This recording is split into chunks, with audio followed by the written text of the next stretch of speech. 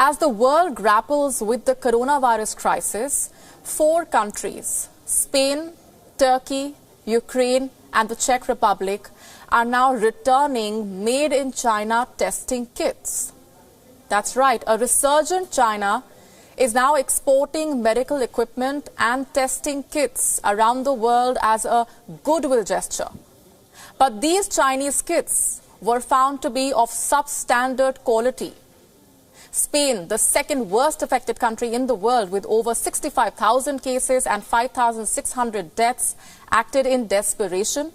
Just days ago, a Spanish government spokesperson, Maria Montero, said the country fought, quote-unquote, a war while procuring medical supplies in an overheated Chinese market.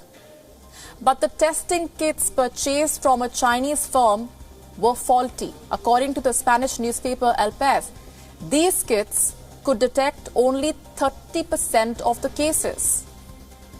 Just a day earlier, the Spanish government had placed a $475 million order for emergency medical equipment from China, and now there is uncertainty over that deal.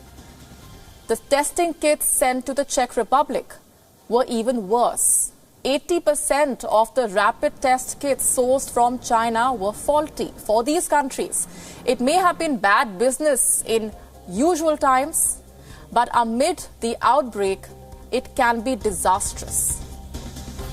But countries are lining up to receive help from China. China has handed over 100,000 testing kits to the Philippines.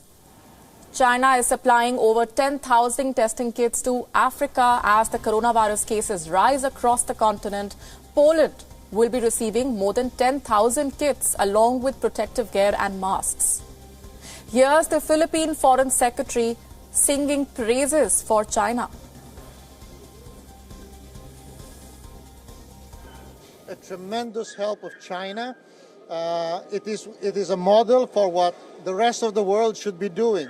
Instead of blaming each other for what's happening, they should all start working together to help each other. And this is concrete proof. That's not all. China has also sent medical teams to several countries, including Serbia, to help out struggling Italy. China has sent out not 1 but 3 teams so far.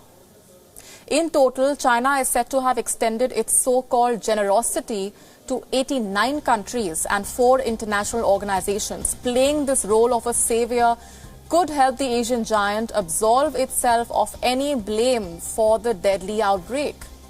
The state media too is hard at work to kill the negative publicity, saying there is no place for smearing game over the products made in China. Good PR for its products is necessary, China has come to realize in recent decades. Exports are profitable. Profits during a pandemic, though, does not sound morally right, does it? But China is moving towards normalcy while the rest of the world is under a lockdown. In China, restrictions are being lifted. Business has resumed in several parts. Outside Hubei province, the epicenter of the outbreak, 90% of large firms are back at work, but not without government help. Like most countries, China too has announced a relief package to revive the economy. Communicated the figure of a totality of $344 billion US, in terms of mainly fiscal measures. First and foremost, we try to stabilize the Chinese economy, and with the measures we have started to take, with the return of the work of the workers and the resumption of productive activities by the factories across the country, I think the Chinese economy is coming back to life. So while major countries are still struggling, China has a head start. China can bounce back quickly by boosting business. What does the world need right now? Personal protective equipment. Masks are in short supply, and guess who is filling the gap? Chinese companies. According to a report, almost 9,000 new manufacturers started producing masks in China this year. China's daily mask production has crossed 115 million masks per day.